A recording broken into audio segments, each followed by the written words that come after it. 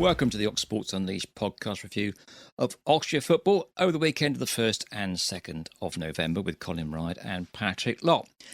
Now, football fans don't always get the best of press, and none more so than Oxford's opponents Millwall last Saturday. Their infamous chant goes something along the lines of "We are Millwall, we are Millwall, we are Millwall from the den. No one likes us and we don't care." Well, shock horror, I quite liked them last Saturday. Not just because Oxford United got a well-fought point in a 2-2 draw, but more because before the game, both fans, including a packed Millwall away end, observed the Remembrance Day 2 minutes silence immaculately. So for once, Millwall, some people, at least in Oxford last Saturday, quite liked you. Well, that draw saw Oxford United up to 18th in the Championship, but a very sad story for the blue side of the city, as Oxford City sank to second from bottom in the National League North, Patrick Lott, in a 2-1 defeat at home to Bedford Town. A result made even more worse, I think, frankly, because you're a Tottenham fan and they lost as well. So it could have been a very good weekend for you, Patrick Lott, could it, sir? Especially because you had to go down to Oxford City and report on them as well and try and stand upbeat about it for the National Non-League press.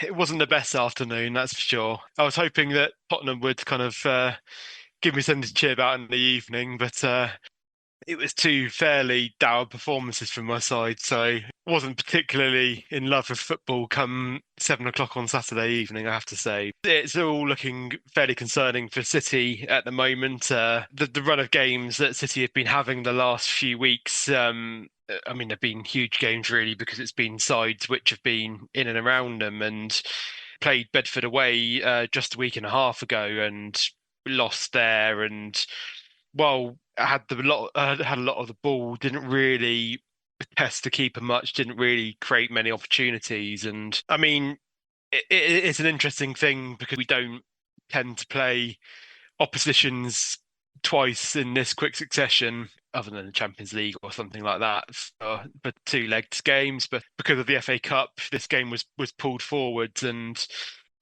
yeah, it wasn't much better from City. It was another defeat. I mean, it was just 4 minutes old when Bedford took the lead. But City did create more than they did in the reverse fixture.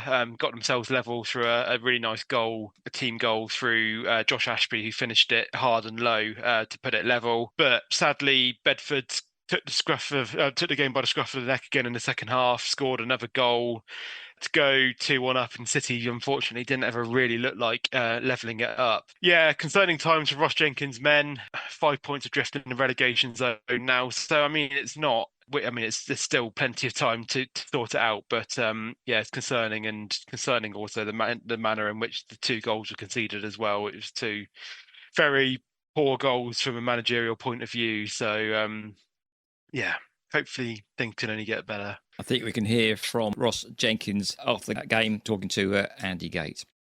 Exactly that. Dominated the game, dominated the ball, created endless chances, scored a fantastic goal. We need to take more chances because we're creating. I thought we carved them open at times, and we put some great balls into the box, maybe 4 or 5 balls across 6-yard box. We've caught them cold on 2 corners. We need to score more. So you always run the risk of letting the team back in when you only score 1.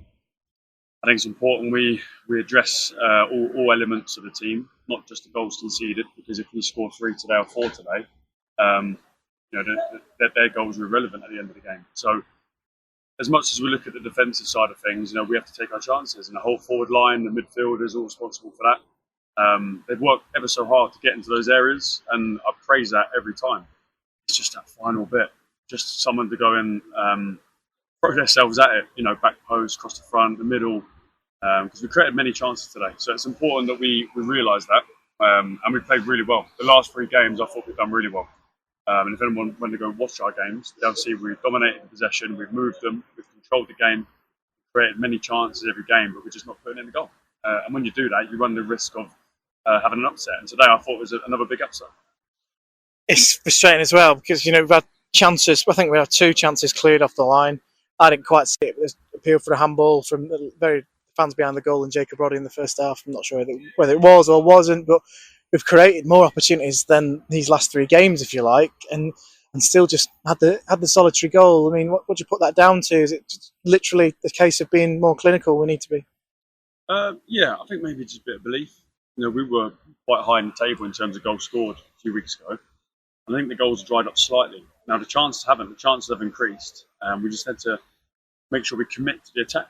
And it doesn't matter if you don't get there, you've got to run back. And I think that's nature of the game. So I think it's really important that we address that. We didn't come off the game thinking we've dominated the game with possession but not created anything. That was totally the opposite. And if anyone says anything different, then it's false. We've created many chances. Sometimes you need a bit of luck. But the bottom line is we've conceded 2 really sloppy goals. The first one, I don't know what's happened, but it's a bit of a muck-up. And the second one, I think we're a bit out of shape or didn't recover quick enough, a bit too easy to check inside and score. They get 2 sort of half chances and they've taken them. We get 6, 7 real chances and we don't take them. So that's probably the most frustrating thing. I can't say that any player didn't want to run or didn't track back or didn't run forward, but it's just that last little bit of quality. And if we had that, it's a cherry on the cake. We score 3s and 4s each game, but we've got to work on it. That's something we've got to keep working on because we're getting there. We just need to put it in the goal now. So Ross Jenkins there talking to Ardley after that defeat there. Do you think they'll stick with Ross Jenkins? Because, they are not shy down at Oxford City through making changes if changes need to be made. But I think you said earlier on, it's not so much the manager's fault. It's probably that he's dealing with not as good players he has done in the past. It's a tough one, really, because, I mean, at the end of the day, football's a results business, isn't it? And it kind of goes on the manager's head, doesn't it, when things aren't going right? And yeah, I mean, certainly you could put the blame on that it was Ross Jenkins that made the signings, but also I think things are tough at City at the moment in terms of the budget, and obviously we've been unlucky as well with a few injuries. We've had a few key players out. I mean, we don't need to go much into how key Zach McEachran is for Oxford City. I mean, we've spoken about him for years, and for him to miss out is a big thing. And Jack Bean and Isaac Westendorf, who started the season really well, both of them missing out as well is a big problem. And City just don't have the strength in depth and using a lot of young players. So yeah, it's a tough one. I think probably he'll stay for the time being, but it's certainly a run of form that I'm sure Justin will be considering his options.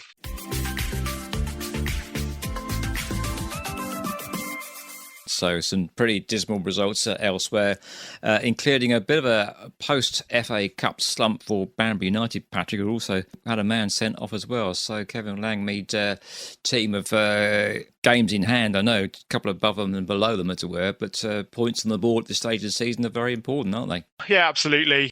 I mean, just coming off that conversation with City and saying there's plenty of time left to kind of get over that 5-point deficit in the relegation zone, the best thing to stay away from the relegation zone is getting points on the board early, isn't it? And while they had that early run of form where they were in and around the playoffs, that means that obviously they've lost a few games, but they're still above that drop zone. And like I say, it was another tough defeat for them. It was a long trip to Witney Town. They did take the lead after 10 minutes. A free kick was saved, and Chris Rear's flick on saw Ferguson finish it.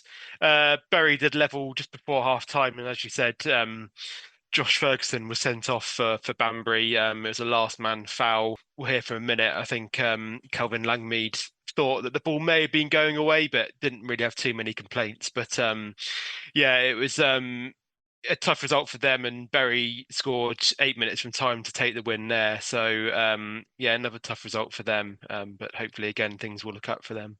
Okay, so we can hear from Kelvin Langmead. Thanks go again to Dave England and Puritans Radio. He is talking to Dave England after that defeat. Hugely disappointed with the result. I felt like certainly first half, the way we started the game, we were worthy of going 1-0 up. Found ourselves 1-0 at half time, but again, banging the game. But obviously as the game went on, big moments in the game went against us. We had to try and shuffle the pack, but going down to 10 men is always difficult. The momentum of the games sort of shifted in their favour. And yeah, just really disappointed. What was your opinion on the sending off, Kelvin? Look, from where I was, it looked a little bit like the ball was going away from goal. So you could argue that, but at the end of the day, it doesn't matter. The ref sent him off. We had to try and deal with it. Of course, then you have to shuffle the pack even more. So you lose a man. It was where do you lose the man? Do you go after it and risk early on conceding more goals? So we tried to shuffle it, but at the end of the day, look, it's another defeat, and one I'm really disappointed with. Get the feeling, Calvin, that this one is one that you probably feel has slipped through your grasp a little bit. Yeah, certainly after the start. But, training this week, we sort of drew a line in the sand in terms of what had gone on before. November is full of games. It's a massive month for us. It's a little bit make or break in terms of how this season could pan out. I'm not going to get too overly disappointed overall because I have in my mind what I want out of this month. That's still achievable regardless of the result today. But it would have been nice to have started this month off and get a little bit of confidence amongst the boys, ready going into the rest of this month. But that's not to be. I went in there, I didn't berate them. There's no point. It's not the time for that. We need to find a way and quickly to get results. And it can only come from us. Nobody's going to feel sorry for us. Nobody's going to ease off the gas on us. The pressure's going to mount and we have to deal with it. So that is my mindset going into the rest of this month, regardless of this result. Even before it, we were a huge month ahead as a football club, and we need to go after this and we need to go after it quickly. Would there be positives you could take from today's game going forward, Kelvin? You can always find positives. Great to have Fergie back. Great to have him on the score sheet. So there's bits around it. Of course, there's some good play in there. We worked the ball well. There was a little different. We tweaked it slightly in midfield, and I think that helped at times. But we're lacking at the moment. We're lacking overall. We're not getting results. Things aren't quite falling for us, and we can blame bad luck and we can point fingers elsewhere. But like I say, nobody's going to feel sorry for us. Nobody's going to hand us anything. We as a group have to find a way, and that will just be off the back of hard work right now. We'll have them in the week. It's going to be tough. It's going to be long.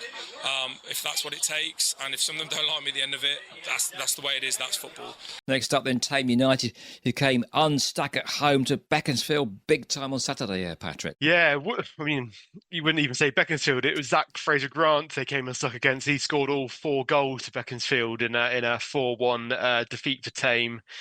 Finlay Murray scored when it was 2-0, I think. So possibly gave them a route back into the game very briefly. But probably one of those days, I think, for Thame.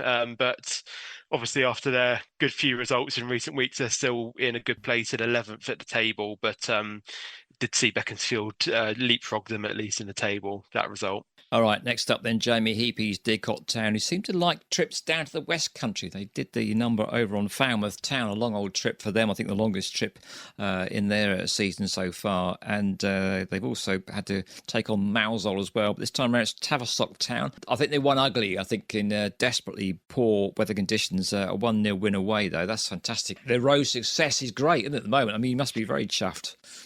Yeah, I think you're right. And when we hear from Jamie Heapy after this, he definitely agreed with you that it was an ugly win there. But like you say, they seem to have taken these long journeys in their stride, haven't they? I mean, that's two good wins on the road into Cornwall and Devon in a couple of weeks. So good result. It was an own goal that saw them earn all 3 points just 5 minutes after half time. Before I get you to introduce the interview, Colin, there's a couple of things I've said.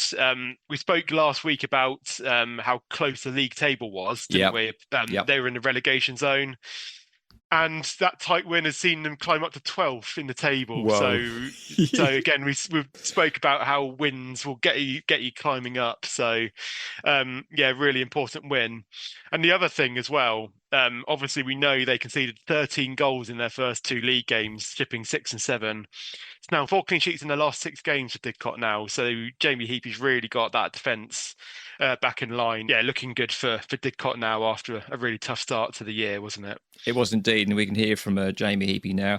They always seem to do their interviews just outside the dressing room when they're thumping out music, which I don't approve. I think it's rap stuff and everything else, okay? So, but let the players enjoy it, okay? I'm an old, chap. So anyway, here he is having a chat after the game, and he does make reference to the fact they worked very hard on their defence.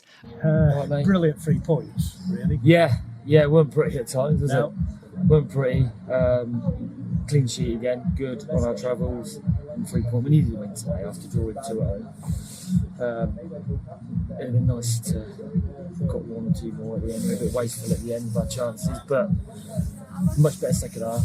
First half before we were just doing enough. We didn't really give them too much encouragement really, but second half, come a long way. I mean, like everyone does in their travels, but that was a clean sheet and a win, mate. I'll tell you that all day long. I mean, I think that's what's that, about 4 in 6 games now, isn't it? Clean sheets. Yeah. We have tightened up a lot at the back. We've worked on stuff as well, but the boys have really bought into how important clean sheets are. I love when I was playing, I love clean sheets. Well, if you get one, you're not going to get beat. Well, you're going to get a point, aren't you? Yeah. So, and we've got the players in the team to go and convert that into 3. So, we were. We weren't great, but we put an hell of a shift again, like they always do. It must have been hard on the legs. It's heavy. There's a lot of rain, haven't we? So it's a big foot like Jim, Felix, thought outstanding second half. Lockie had another really good game. Yeah.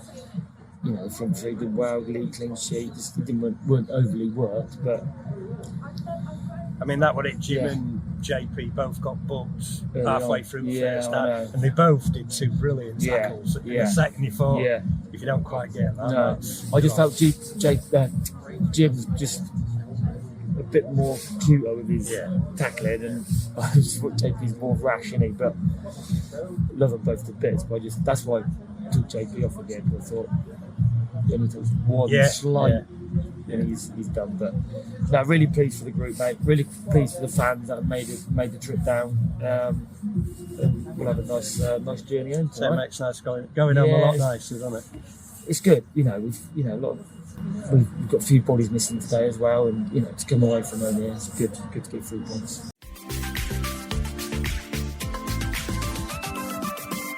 There we are, Jamie Heapy, looking forward to another busy week. Right, now then, into the combined counties leagues, and I think steps 5 and 6, you've got a good news story from Ardley, a manager over there that we have seen before at Kidlington. He's now applying his trade successfully over there at Ardley, Patrick. Yeah, absolutely. They're having a really good season so far, and they won again on Saturday with a big 4-0 win over British Airways. James Caspieri scored twice, Sam Jenkins and Liam Howard scored the other 2. And I mean, it's a really important result because they're now still 2 points off the top of the league, and they've got 3 games in hand. So looking really good, potentially getting themselves into that first spot and promotion into the Southern League Division 1, probably central, I'd have said, within their geography, but we can never be sure in this area of the world. Yeah, we'll hear from Mark Massingham, as you said. Obviously, we used to hear a lot from him from Kidlington, and as I'm sure you're aware, he'd be a very pleased man. He caught up with the Ardley media team at full time after that win. Happy manager, 4 good goals, clean sheet, hard game. Their league position's very false.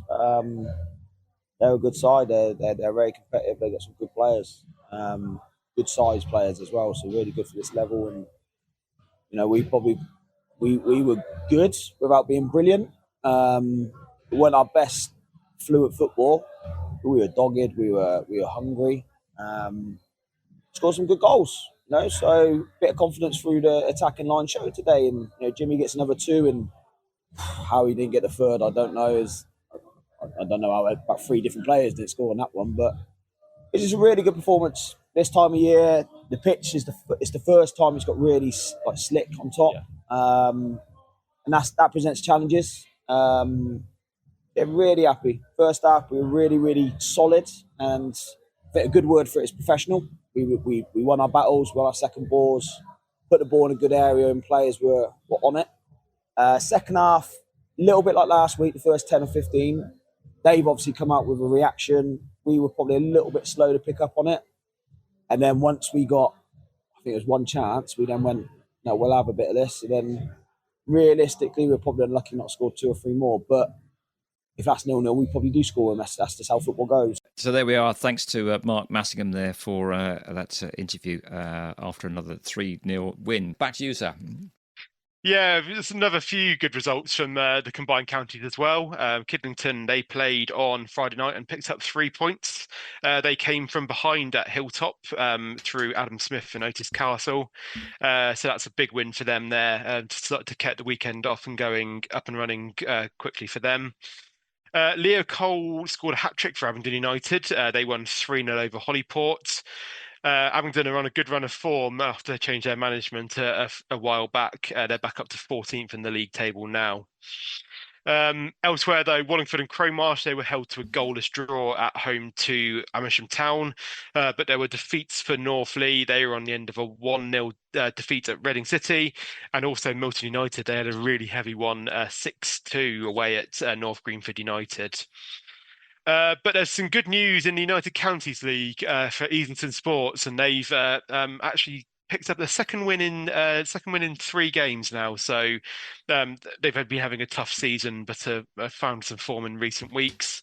Joshua Yeboah scored twice, while Luke Swan and Josh Bowden scored in a big 4-1 win over Manchester Rovers. That second win has also seen them climb out the relegation zone as well, so they're now up to 16th. So looking up the table as well. So good news there for Easington Sports.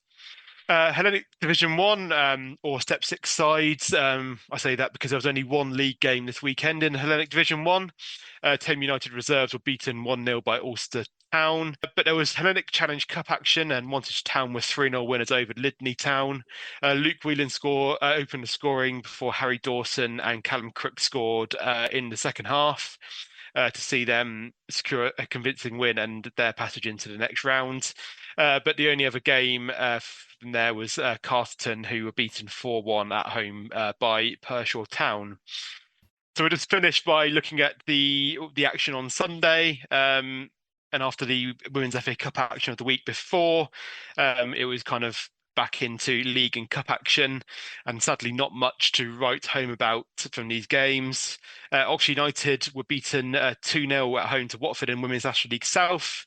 Molly Ligo's goal wasn't enough to stop Abingdon United be beaten 2-1 by Bridgewater United.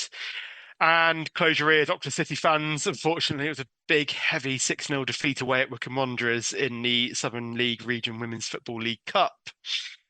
So that is what happened this weekend, Colin. Oh, dear me. Not the ladies aping the men. They were doing quite well, weren't they? Got cup action again against Swindon coming up. Maybe they got too many eyes looking towards that game. Okay, sometimes that does... Weekend to forget down at Court Place Farm. I think, absolutely, mate. So, right. Yeah. It happens, though, doesn't it? It does happen, indeed. Right, now it's time for Fixture Focus. Patrick, can you let us know what Oxfordshire football fans have got to look forward to this coming weekend, please, sir?